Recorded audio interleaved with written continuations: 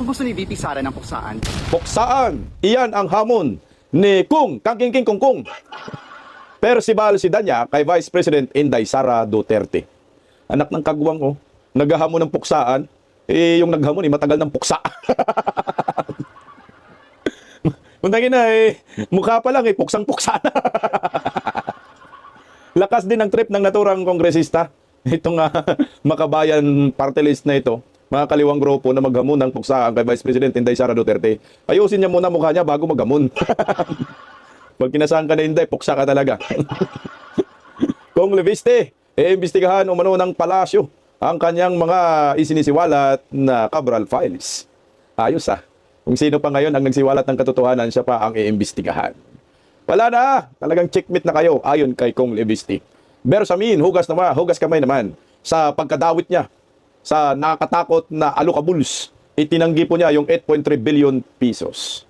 Tinanggi mo na masaya na nga yung yung... Di ba yung pamangkin mo ba yun o apo? Anak ng kagwang ka Naglilimas kayo ng pera ng bayan. Magandang tanghali po sa ating lahat. Pa-like po muna, pa-share, pa-subscribe. Pakipindot po ang inyong notification bell upang lagi po tayong updated sa ating mga video. Malapit na muling magbabalik ang Birada Agila. January 5 na po yan. Alas 2 hanggang alas 4 ng hapon, Lunes hanggang Biyernes sa Birada Agila YouTube channel. Mapanood po kami ninyo ng live commentary. Paki-subscribe na rin. Puksaan! Lakas ng trip, no?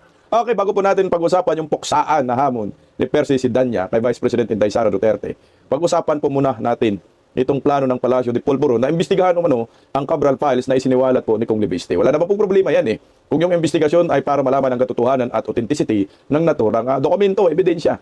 Kung yung ang investigasyon ay kagaya din ng ICI, pagtatakip lamang sa katotohanan, mukhang lalong babagsak pa dito si Bongbong Marcos sa kanyang trust and approval rating. Pakinggan po muna natin ito mga kabisdak, narito po. Pasok ang balitang ito. Ito. Nais pa imbestigahan ng Malacanang kung paano nakuha ni Batangas Congressman Leandro Leviste ang mga dokumentong nanggaling daw kay dating DPWH Undersecretary Catalina Cabral. Ang sagot ng kongresista, lahat naman ang sinasabi niya ay pwedeng ma-verify.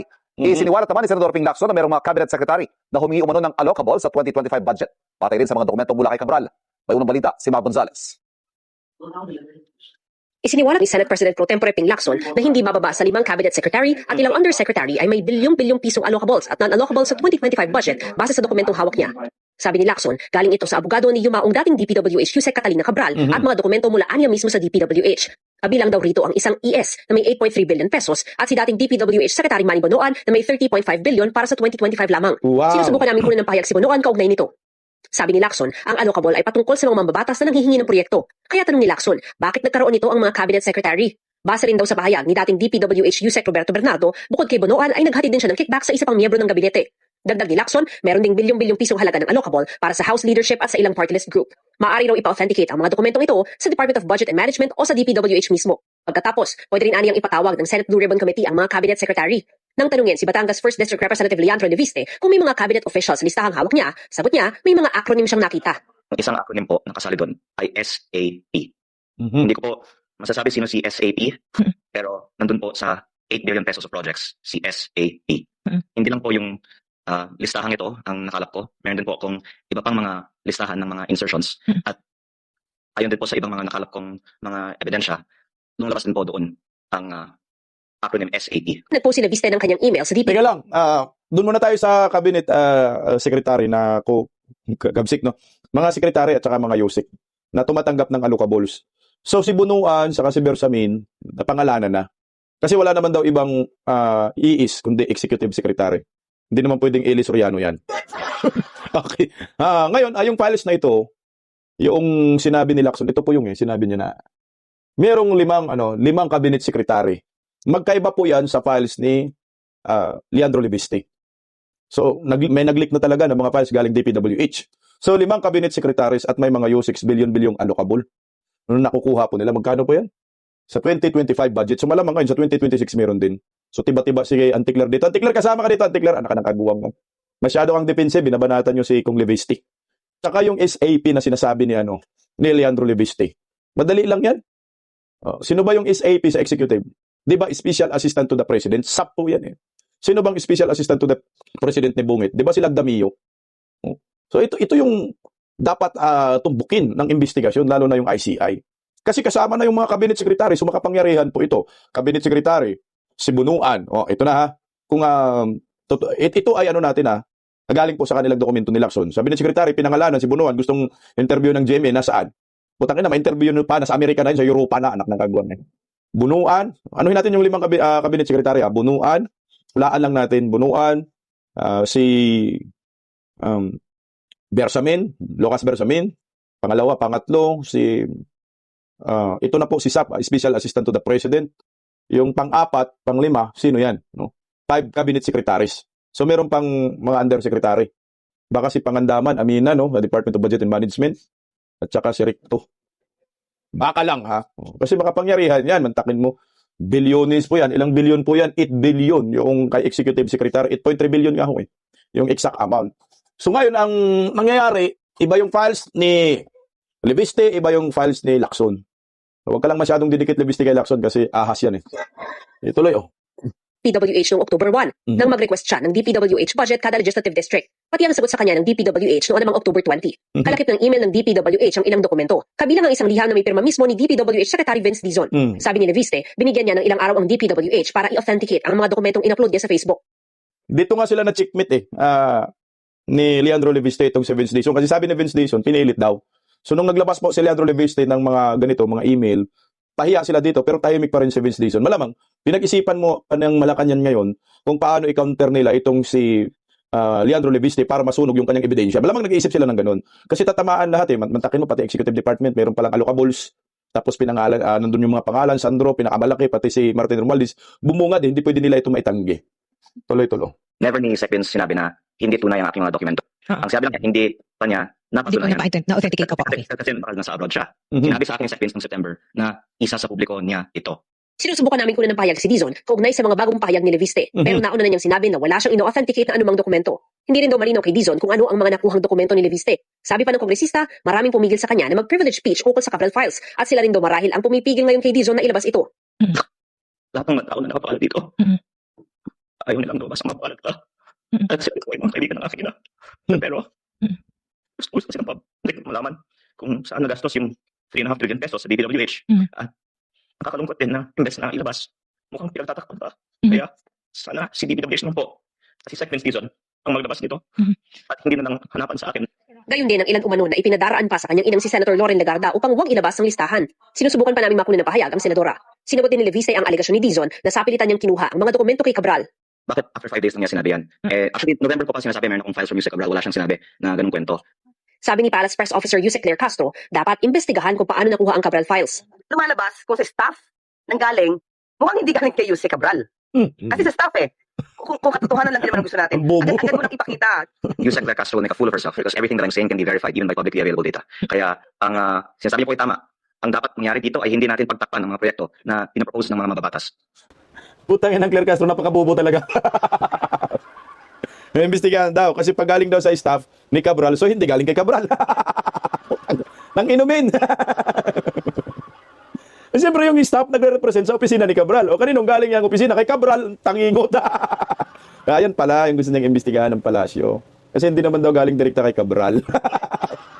Hindi, pumunta nga ho si si Leandro Leviste doon sa opisina ni Cabral.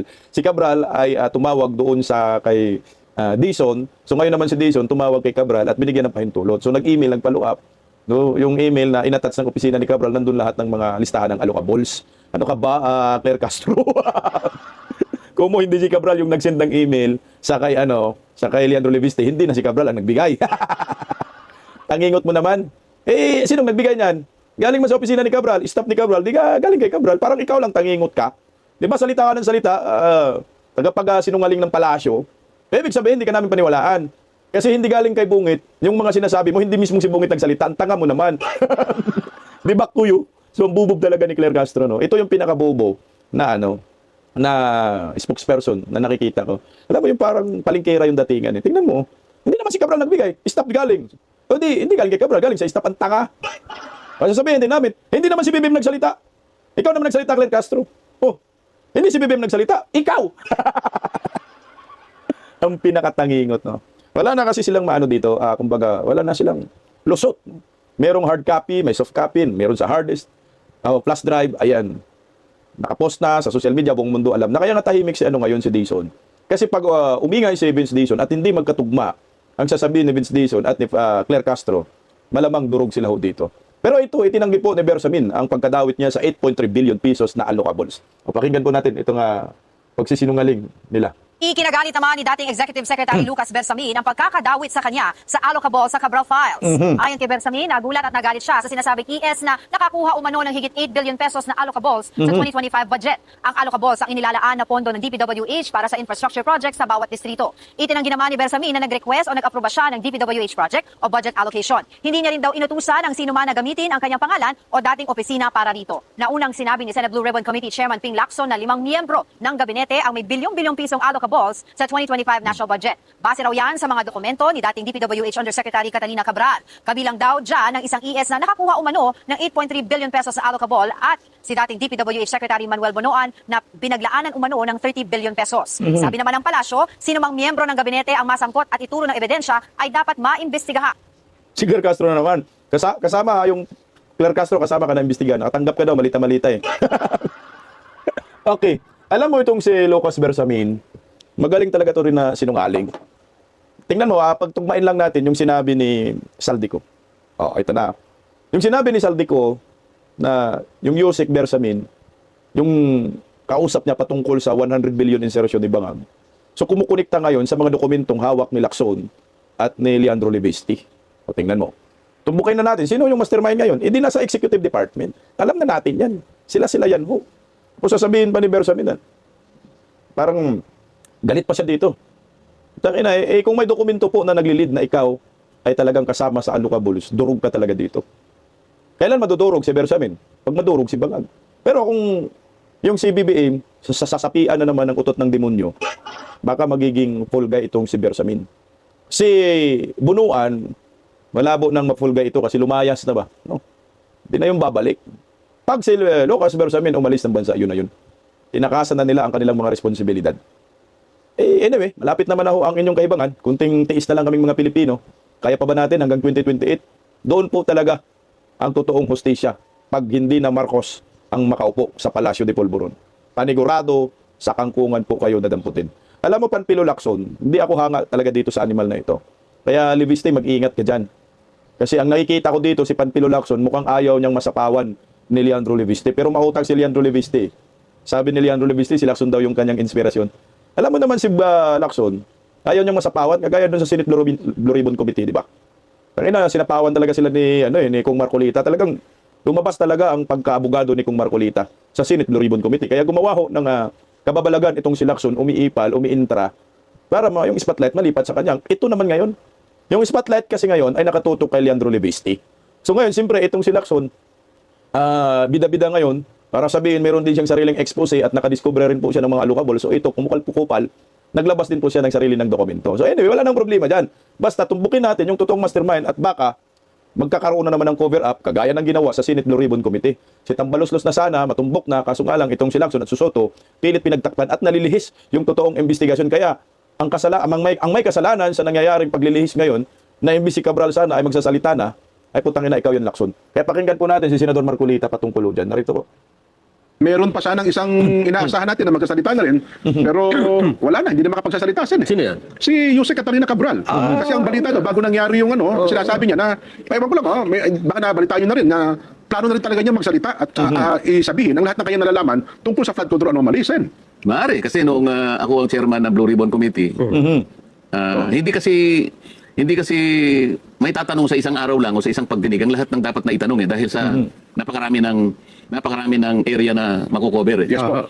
Nung una siyang humarap, ang tinatanong ko lang sa kanya ay yung pamamaraan kung paano natutukoy yung paglalatag ng mga projects. Kaya nagsimula kami doon sa kanilang mga applications. Di ba? Meron siyang IMS, meron siyang PCMA, meron siyang MYPS, meron siyang Survey 123. Yan, opo. Ito yung ginagamit nilang mga applications para tukuyin, para i-monitor yung progress ng mga projects. So, ang sabi nila, eto kanya, may geotag dito, merong real time, hanggang sa lumitaw, hindi pala po pwede yung real time sapagkat ang gumagawa lang ng pag-update ng mga projects ay yung mga project engineers na nasa baba. At pangkaraniwan, ang ginagamit lang pala nila, mga cellphone. Okay. Para pinipicturean lang. Ngayon, napansin namin, ito ano rin nila sarili nilang admissions. sa mga lugar na liblib, mahina ang cellphone, mahina ang signal.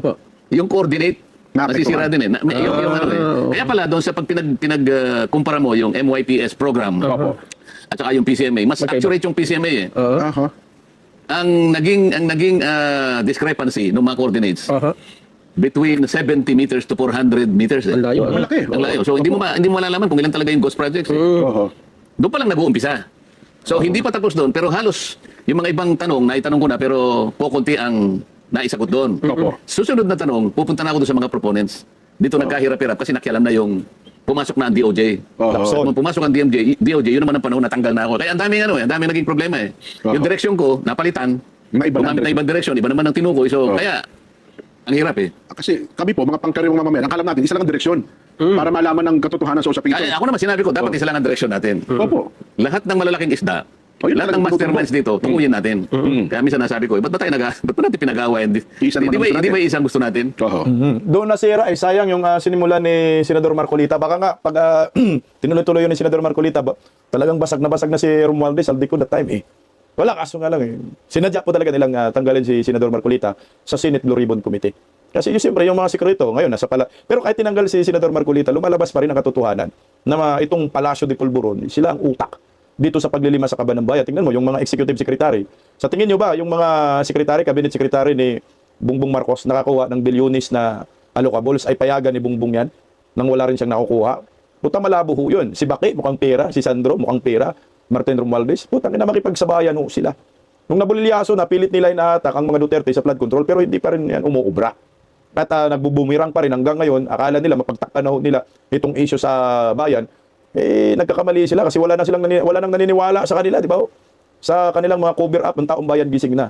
Kaya ito si Percy Sidanya naghahamon na ng puksaan. Vice President Inday Sara. Kamuti naman. Yung naghahamon ng puksaan, matagal ng puksa. Sir, paayos mo muna yung mukha mo, sir, bago ka maghamon, sir. Utangin ang trip naman yan. Sa dami-dami mo pwedeng hamunin ng puksaan, si Inday Sara pa talaga. Saka ang dami-daming gustong, mga galit kay Inday Sara ba, yung naghamon ng puksaan, talagang puksa na yung mukha.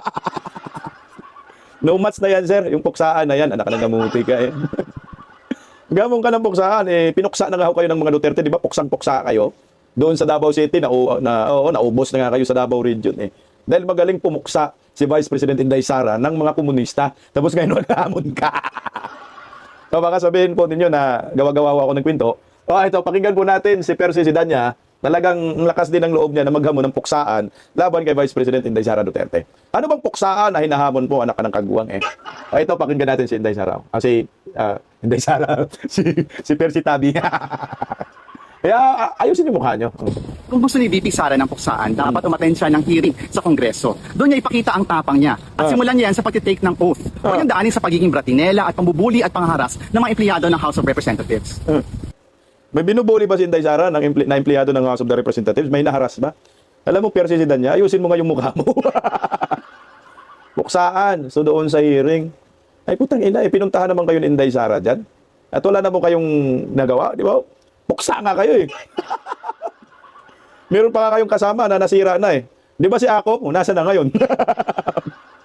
Matinding galit yun sa mga Duterte. Kaya yung galit mo, Percival pangalan nito, kay Vice President Inday Sara Duterte. Ano yan, hanggang dyan na lang yan. Hindi na ho ninyo kaya ang mga Duterte. Kahit na anong gawin ho ninyo, impeach ninyo. Ngayong taon, inimpeach ninyo si Inday Sara sa Kongreso dahil makapangyarihan silang baluslos. Dahil may 150 million kayo bawat perma. Umubra ba kayo? May nangyari ba sa impeachment ninyo? Isarswila, optics lang. Makapanira lang. Anong nangyayari? Wala rin ho. Useless. Yung impeachment ninyo, laban kay Vice President Inday Sara, nagiging basahan na lang. At nasa basurahan na ho yun. Papel na yun, tunaw na. Pinapindisyonan pa ninyo sa mga paring mga addictus din. Nagbibindisyon, pare, na umaming polboronic. Yung resulta, basura. Puksaan. Maghintay ka. Malapit na kayong maubos lahat. Natataydig, sinubos yung patong mga hinayupak na ito. Puksaan. 3 years na po kayong panay-banat kay Vice President Inday Sara sa mga Duterte, demolition job. Pilit ninyo pinupuksa si Vice President Inday Sara. May nangyari ba? Wala. Kaya yung mga kahibangan ninyo, itigil nyo na yan. Sayang yung panahon. Kayo po ay mambabatas, dapat ang iniisip ninyo ngayon, magpasa kayo ng mga panukala na mga batas na mapakinabangan ng maraming Pilipino. Hindi yung putang ina, puro kayo Duterte, Duterte, Duterte. Naubos ng panahon sa mga Duterte. Anong nangyari sa ekonomiya? Bagsak po tayo. Kaya ang mapapayo ko po sa mga kagaya ni Percy, nagamo ng poksaan, wala na, move on na lang. Tanggapin nyo na hindi nyo kaya ang mga Duterte. Kasi ang mga Duterte, habang sinisiraan ninyo, lalong lumalakas. Di ba? Yan naman ang totoo. Sabi ni Mama Lutikia, ito. Nasaan ba yun, Miss Malo? Post ni Miss Malo. Tikia. Na ayon kaya political analyst Malutikia, na habang, teka lang, nasan yun? Nawala pa. Marami tayong bala dyan. No? Huwag kayong mag-alala. Kung wala, explain natin. ito. Ito yung sabi ni Mama Lutikia. Ayan. Tingnan mo Percy Bal, makinig ka. Sana nandito ka nanonood. Na mga pag-atake versus VP Sara Duterte, mas lalo lang nagpapalakas sa kanya. Yan ang totoo. Talagang lalong lumalakas si Vice President Inday Sara habang sinisiraan.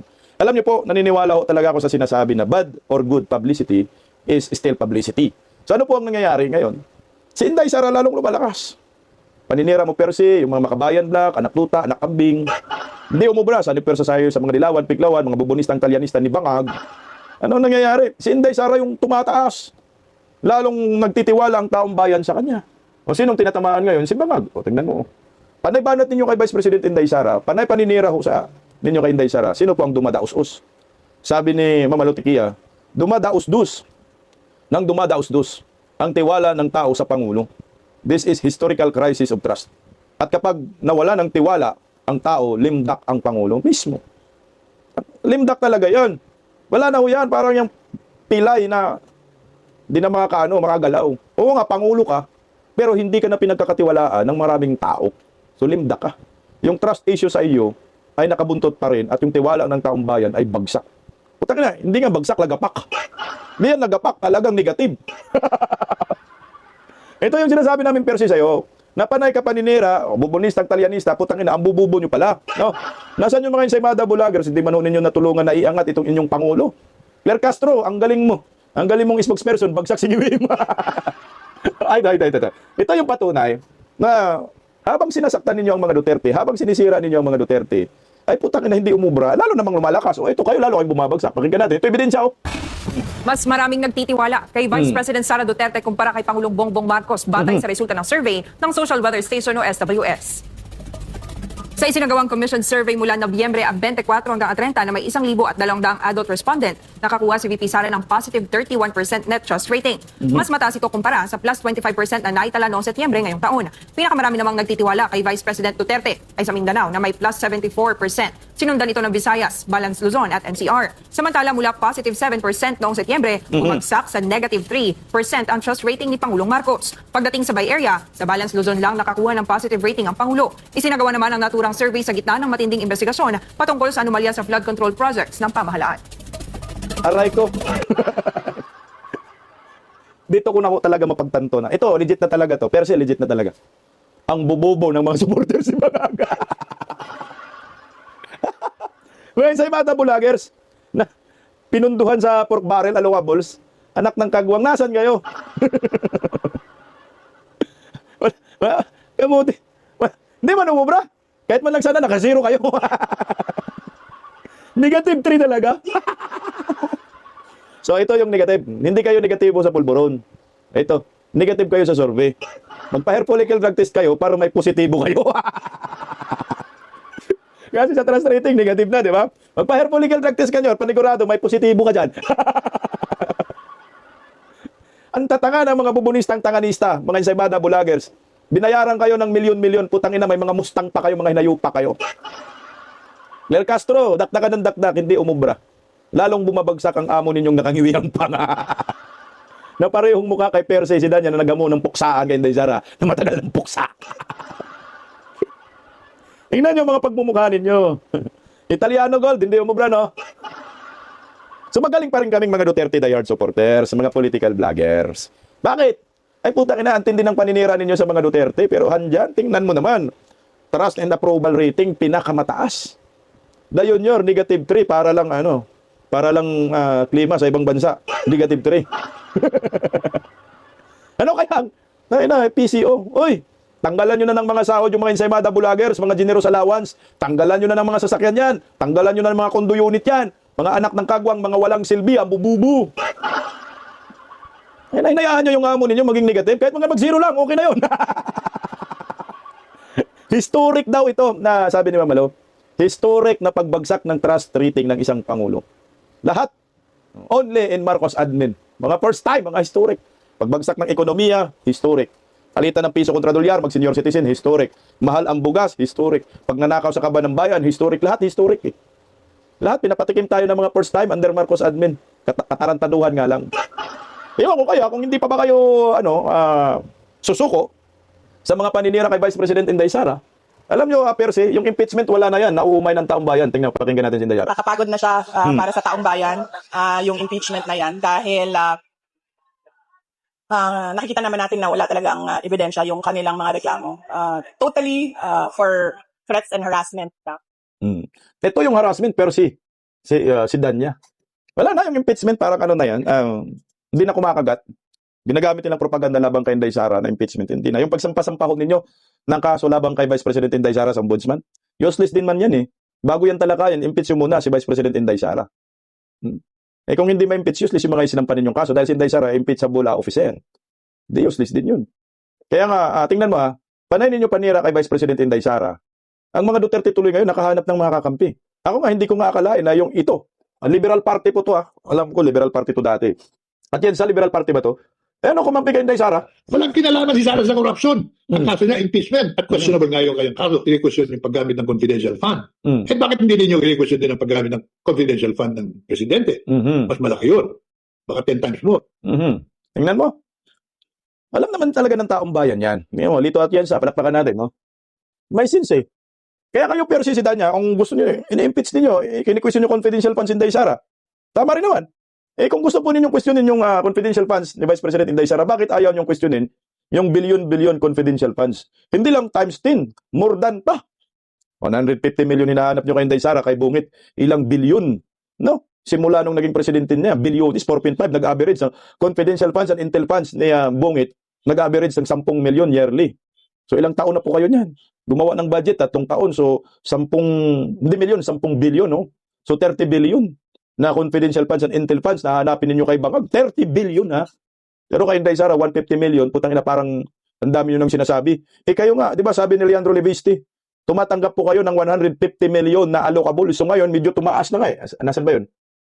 Tumaas na ngayon, di ba? Mga 160 million na. Incentives. Galing sa DPWH, Project Allocables. Wala pang ano yan, audit yan. Kay Vice President Inday Sara, sabi ng COA, unmodified opinion. Ibig sabihin, na-audit na, pinaka-highest rating. Pero anyway, yung puksaan po na hinamon ni Percy si Danya, putang ina, panggulo na lang ho yan. Kasi nga, ang totoong puksa, na matagal ng puksa, yan, mga komunista, makabayan black, pati si Percy, tingnan nyo yung mukha, puksang-puksa.